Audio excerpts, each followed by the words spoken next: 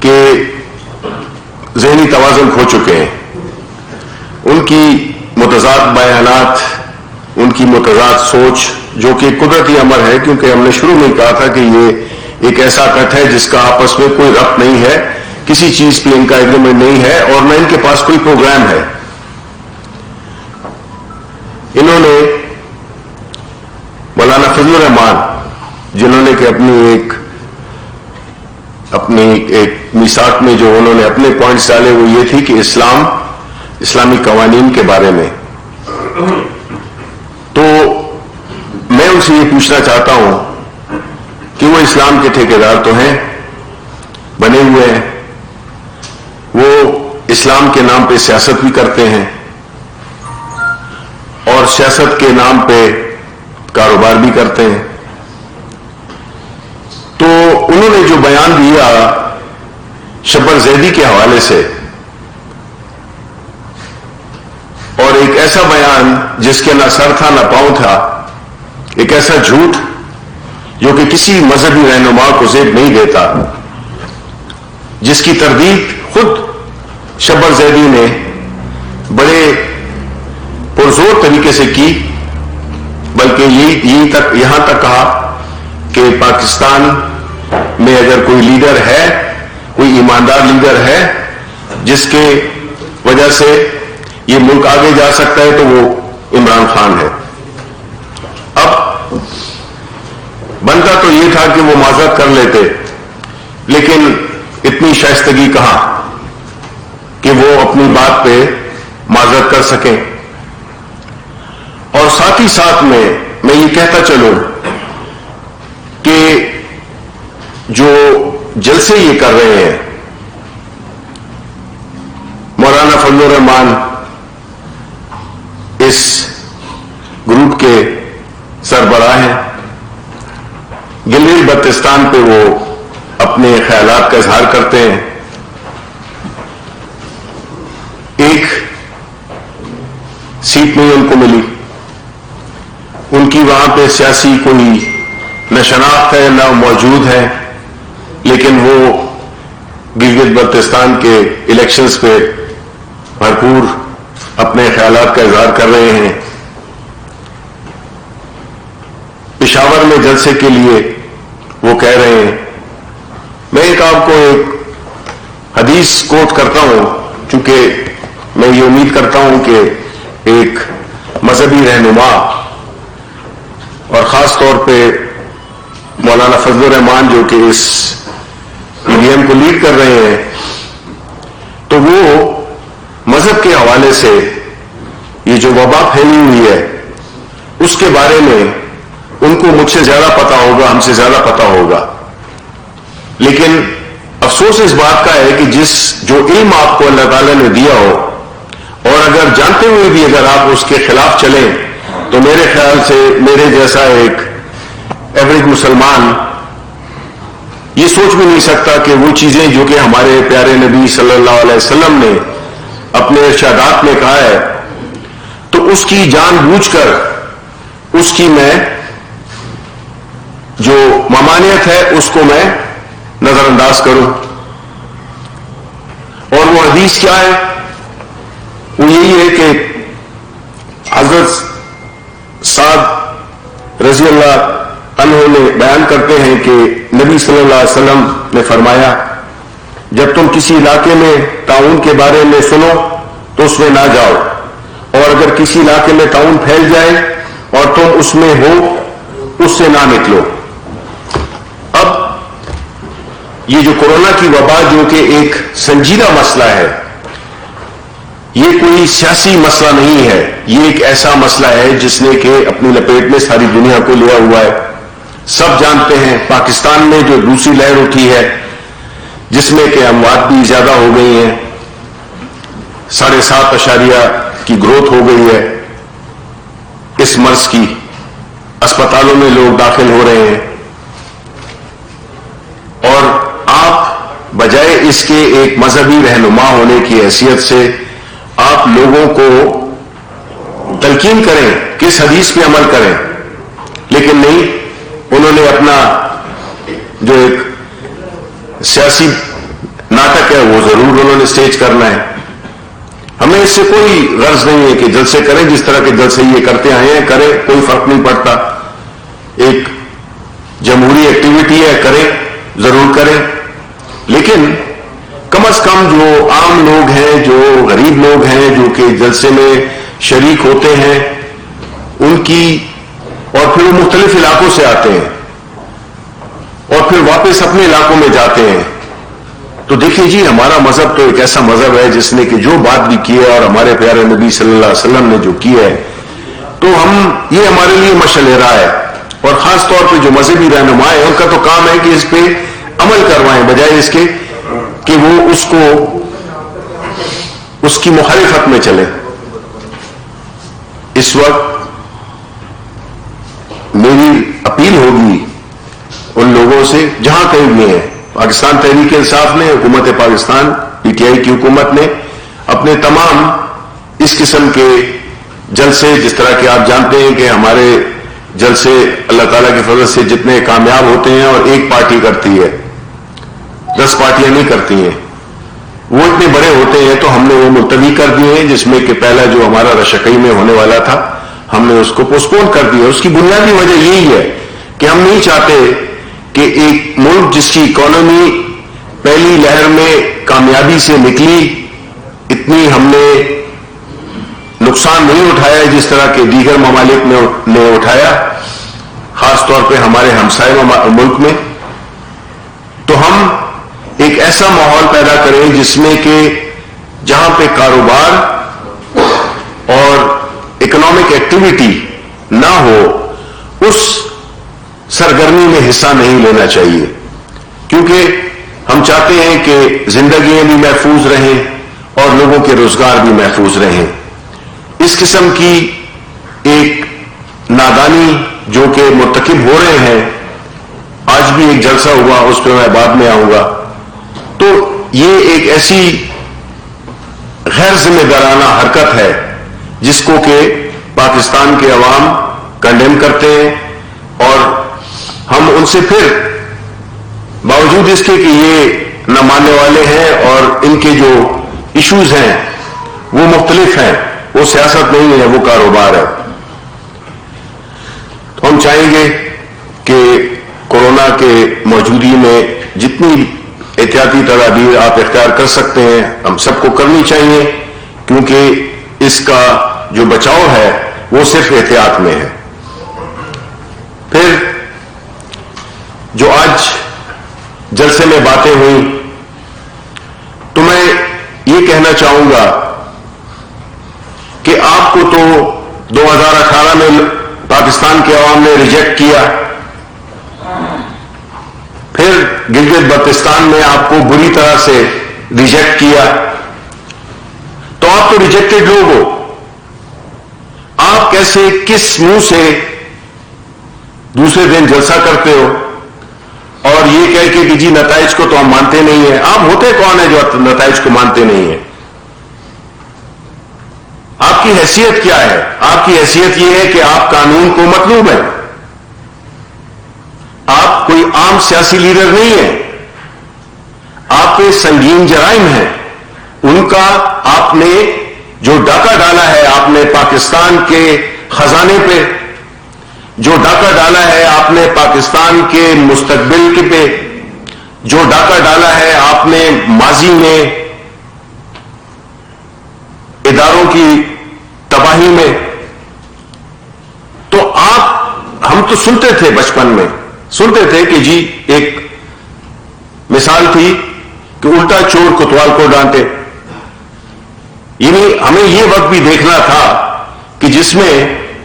وہ لوگ جو چوری کے مرتکب ہوئے ہیں، جن کے خلاف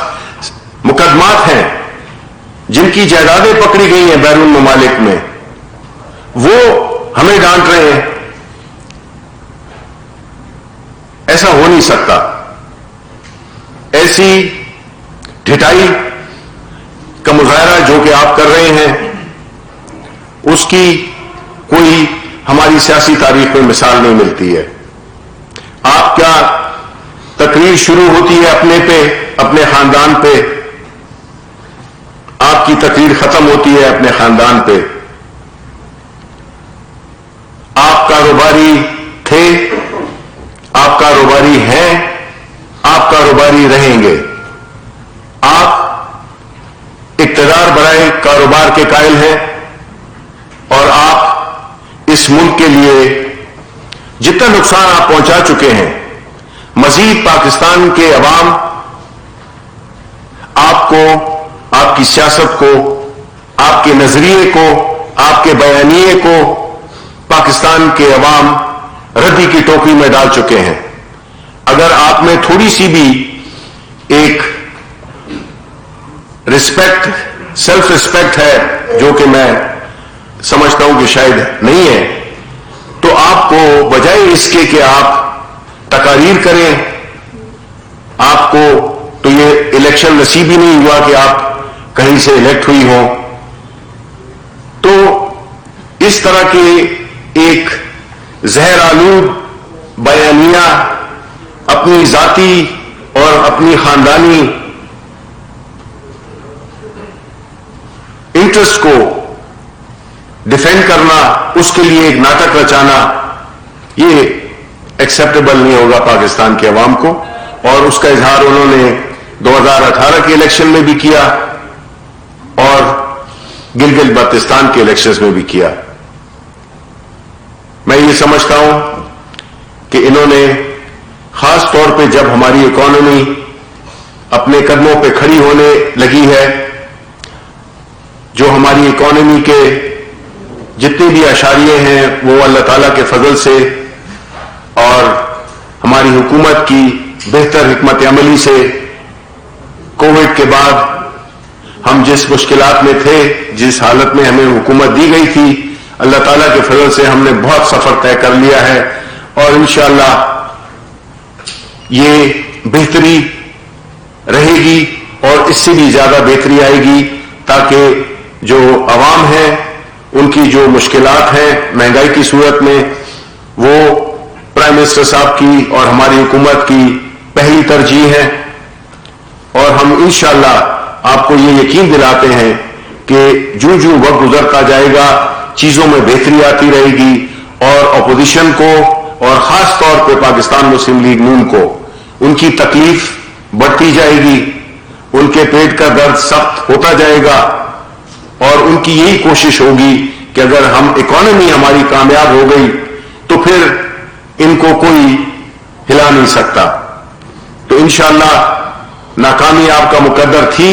ہے اور رہے گی. بہت بہت شکریہ. سر یہ فرمائیے گا، اپوزیشن انتخابی نتائج کو نہیں مانتی، اپوزیشن حکومت کے SOPs کو نہیں مانتی کہ جلسے منسوخ کیے جائیں، حکومت اپنا کوئی قانون راستہ اختیار کرے گی، کیسے اس کو انشور کرے گی کہ حکومت کی ریٹ جو ہے وہ انشور ہو؟ دیکھیں، پہلی بات تو یہ ہے کہ ہم نے یہی دیکھا ہے کہ جب آپ کوئی جرم کرتے ہیں جس کے ثبوت آ جاتے ہیں، جو کہ بلڈنگز کی صورت میں، جائیدادوں کے بینک اکاؤنٹس کی صورت میں آپ کو مل جاتے ہیں، اس کو اگر ہم دیکھیں تو یہی لگے گا کہ ان لوگوں میں قانون کے لیے کوئی رسپیکٹ ہے نہیں. اگر ہم ان کی چوری کو پکڑتے ہیں تو یہ کہتے ہیں کہ جی ہمارے ساتھ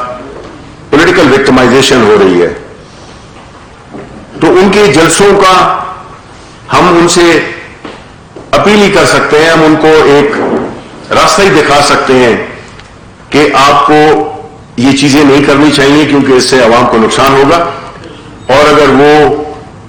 اس کی خلاف ورزی کریں گے تو ظاہر ہے کہ وہ اس کے ذمہ دار بھی ہوں گے، اور جب ذمہ دار ہوں گے تو پھر وہ قانون کے اور عوام کے کٹہرے میں بھی وہ کھڑے ہوں گے. اس سے زیادہ کوئی سزا ہو نہیں سکتی ہے جبکہ آپ جان بوجھ کر ایک ملک میں ایک ایسی صورتحال میں جس میں کہ ساری دنیا میں یہ کوئی ایک سیلف کریٹڈ یا ہماری کوئی ایک ذہنی اختراع نہیں ہے، یہ گراؤنڈ پہ یہی سچویشن ہے. ہم نے کئی نے ماسک پہنے ہوئے ہیں، اس کی وجہ یہی ہے کہ یہ ہے ہر فیملی میں کوئی نہ کوئی رشتہ دار اس کو کورونا ہوا ہے، میرے اپنے بھائی کو ہوا ہے. تو ایسی صورتحال میں اگر کوئی اس قسم کی سرگرمیاں پھر بھی کرتا ہے تو عوام اس کا جو سب سے زیادہ جو لیتھل وہ ہے ہتھیار ہے وہ یہی ہے کہ وہ ان کے جلسوں میں نہ جائیں. ان کا جلسہ ہو یا ہمارا جلسہ ہو, کسی جلسے میں بھی نہیں جائیں. جی اور انفارمیشن منسٹر آپ کو اس چیز کو کلیئر کرنا چاہیے. سجاد مصطفیٰ باجوہ کا انٹرویو جو کہ چینی اسکینڈل کے سابق جو ہیڈ کر رہے تھے, انہوں نے الزام لگایا ہے کہ پرائم منسٹر آف پاکستان اور شہزاد اکبر چینی اسکینڈل کے اندر ملوث رہے ہیں, فائدہ پہنچاتے رہے ہیں, 400 ارب روپے کا مافیا کو فائدہ پہنچایا ہے. یہ دیکھیں, یہ بالکل ایک انتہائی گھٹیا قسم کا یہ ایک الزام ہے. پرائم منسٹر عمران خان کی ڈائریکشنز پہ جو بھی ان کی ٹیم کے ممبران ہیں وہ پرائم منسٹر عمران خان کی انسٹرکشنز پہ عمل کرتے ہیں, اور جو چینی کا جو پوری جو ایک رپورٹ ہوئی تھی وہ ہم ہی تھے, جس میں کہ ہم سمجھتے تھے کہ یہ کچھ ایسے اس کاروبار میں کچھ ایسے مسائل ہیں جس کو کہ حل کرنا چاہیے, جس کی وجہ سے یہ رپورٹ بنی. اور یہ کہنا کہ جی اس میں ہم ملوث تھے, تو یہ تو اب میں کیا اس کے بارے میں مذاق خیز اس کو کہہ سکتا ہوں. میں اس کو ایک انتہائی غیر ذمہ دارانہ بیان کہہ سکتا ہوں. اس کے علاوہ میں کیا کہہ سکتا ہوں. مرزا صاحب, ایک تو آج اسلام آباد ہائی کورٹ نے جو شادی ہال کے حوالے سے پٹیشن کی, اس نے کہا, پٹیشن نے خارج کی ہے کہ ہم حکومتی فیصلوں اور خاص طور پر کووڈ کے حوالے سے کوئی مداخلت نہیں کر سکتے. تو کیا آپ سمجھتے ہیں کہ اپوزیشن کے لیے دنیا پاکستان میں کوئی قانون اور ہے اور عام شہریوں کے لیے کوئی قانون اور ہے کہ وہ اس کے اوپر امپلیمنٹیشن نہیں کر سکتے؟ اور اگر ایسا ہوتا ہے تو کیا آپ لوگ کورٹ سے رجوع کریں گے اس حوالے سے؟ ماضی میں بھی لاہور سے جب دھرنے نکل رہے تھے تو کورٹ سے لوگوں نے رجوع کیا, ڈی چو کے کانٹیکٹ سے بھی عدالتوں کے حکم موجود ہیں. آپ کیا کہتے ہیں؟ دیکھیں, ہمیں ایسے لوگوں سے واسطہ ہے جنہوں نے کہ ملکی مفادات کو نقصان پہنچایا, بے درجہ انتہا کی کرپشن کی, قانون سے یہ اپنے آپ کو بالاتر سمجھتے ہیں. یہ صرف وہی فیصلے اور وہی الیکشن مانتے ہیں جس میں کہ یہ جیتیں, اور جو فیصلہ ان کے خلاف آئے تو وہ اس کو نہیں مانتے. پھر ساتھ ہی میں یہ اپنے آپ کو جمہوری بھی کہتے ہیں. اور اگر جمہوریت کا مقصد یہ ہے کہ آپ فیصلے اپنی مرضی کے آپ کو ملیں, عدالتیں آپ کا فیصلہ آپ کی منشا کے مطابق کریں, پھر تو ٹھیک ہے. یہی تو ہم کہتے ہیں کہ انہوں نے اسی طرح سے اسی طرز عمل سے انہوں نے اداروں کو مفلوج کیا ہے کہ آج ملک میں کئی ایسے ادارے ہیں جو کہ وہ کام نہیں کر رہے جس مقصد کے لیے وہ بنائے گئے تھے. تو ایسا غیر ذمہ دارانہ رویہ تو پاکستان کے عوام کی بھی کوآپریشن چاہیے کہ یہ بات سیاسی مخالفت کی نہیں ہے, یہ بات ہے لوگوں کی زندگیوں کے بارے میں. یہ کوئی معمولی بات نہیں ہے. اور صرف آپ نے تو اپنے فیملی کے ممبران کو باہر بٹھایا ہوا ہے, لیکن آپ یہاں پہ لوگوں کو آپ نے انگیج کیا ہوا ہے, لوگوں کو آپ کہاں کہاں سے لاتے ہیں اور کس طرح سے وہ قریب میں کھڑے ہوتے ہیں, جس کی وجہ سے یہ سیریس مسئلہ ہے. تو اس میں تو عوام سے بھی ریکویسٹ ہے, اور ظاہر ہے کہ جو ڈسٹرکٹ مینجمنٹ, ڈسٹرکٹ جو وہ ہے ایڈمنسٹریشن ہے, وہ بھی اپنا رول ادا کرے گی کہ لوگ زیادہ اکٹھے نہ ہو سکیں, اور ہر وہ ایکٹیویٹی جو جس کے تعلق اکنامک ایکٹیویٹی سے نہیں ہے تو اس کو وہ ڈسکریج کریں اور روکیں. شبلی فراز صاحب, یہ بتائیے گا کہ ایک طرف حکومت کہہ رہی ہے کہ کورونا کی دوسری لہر جو ہے وہ خطرناک ہے, لیکن اسکولوں کے معاملے میں حکومت کا کوئی فیصلہ نہ کر پانا یہ سمجھ سے باہر ہے کہ ایسی سچویشن میں جب روزانہ بچے جاتے ہیں, ماں باپ ایک انتہائی قرض کی حالت میں بچوں کو اسکول بھیجتے ہیں, ان کو یہ نہیں پتا کہ وہ بچہ وہاں سے افیکٹ ہو کے آئے گا اور کہ اپنی فیملی کو متاثر کرے گا. آپ نے دیکھا کہ بہت سارے تعلیمی ادارے انڈیویجلی بند ہو رہے ہیں اس وجہ سے. تو کیا وجہ ہے کہ حکومت کیا اسکولوں کے مافیا کے آگے پہ بس ہے کہ اس حوالے سے کوئی حتمی فیصلہ لینے سے قاصر ہے؟ نہیں جی, اس میں اصل میں بات یہ ہے کہ دیکھیں पिछले दिनों में एक 2 रोज कबल एजुकेशन मिनिस्टर्स की मीटिंग भी हुई थी, शफकत महमूद साहब जो कि फेडरल मिनिस्टर हैं, और कोशिश ये की गई थी कि किस तरह से इसको बतदरीज, यानी जो प्राइमरी के बच्चे, जो प्राइमरी स्कूल के बच्चे हैं, उनको पहले रोका जाए स्कूल जाने से, फिर दूसरी और तीसरी स्टेज पे अगले मेरा ख्याल है 1-2 रोज में इस पे फैसला हो जाएगा, क्योंकि ये बात दुरुस्त है कि हर वो जगह जहां पे के इकट्ठे होने का एहतमाल है वो खतरनाक है। तो इस सिलसिले में एक मेमोरेंडम ऑफ अंडरस्टैंडिंग भी साइन होने जा रहा है इंफॉर्मेशन मिनिस्ट्री का और एजुकेशन मिनिस्ट्री का, जिसमें कि हम रेडियो के जरिए, टेलीविजन के जरिए क्लासेस का एहतमाम कर सकें और इस वबा के दौरान जो भी हमारे स्टूडेंट्स हैं उनको हम उस खतरे से बचाएं। और ये भी एक तजवीज़ ज़ेर गौर है कि सर्दी की छुट्टियों को तवील कर दिया जाए और फिर जो गर्मी की छुट्टियां उसको, यानी जो तालीम का जो हिस्सा ज़ाया हो रहा है उसको फिर गर्मी की छुट्टियों में उसको एडजस्ट किया जाए। तो इंशाअल्लाह इस सिलसिले में बिल्कुल, क्योंकि ये एक बहुत सीरियस इशू है और जहां कहीं पे भी, जिस तरह मैंने कहा कि इकोनॉमिक एक्टिविटी के अलावा हर वो जगह जहां पे के इकट्ठे होने का एहतमाल है उसको बंद होना चाहिए। थैंक यू जी। वज़ीर इत्तलात सेनेटर शिबली फराज इस्लामाबाद में न्यूज कॉन्फ्रेंस कर रहे थे। उनका ये कहना है कि 2018 और अब गिलगित बल्तिस्तान के इंतखाबात में अवाम ने अपोजिशन को मुस्तरद कर दिया, उनका नजरिया और सियासत और बयानिए को रद्दी की टोकरी में डाल दिया। इदारों को तबाह करने वाले बेबुनियाद इल्जामात लगा रहे हैं ये लोग। इक़्तिदार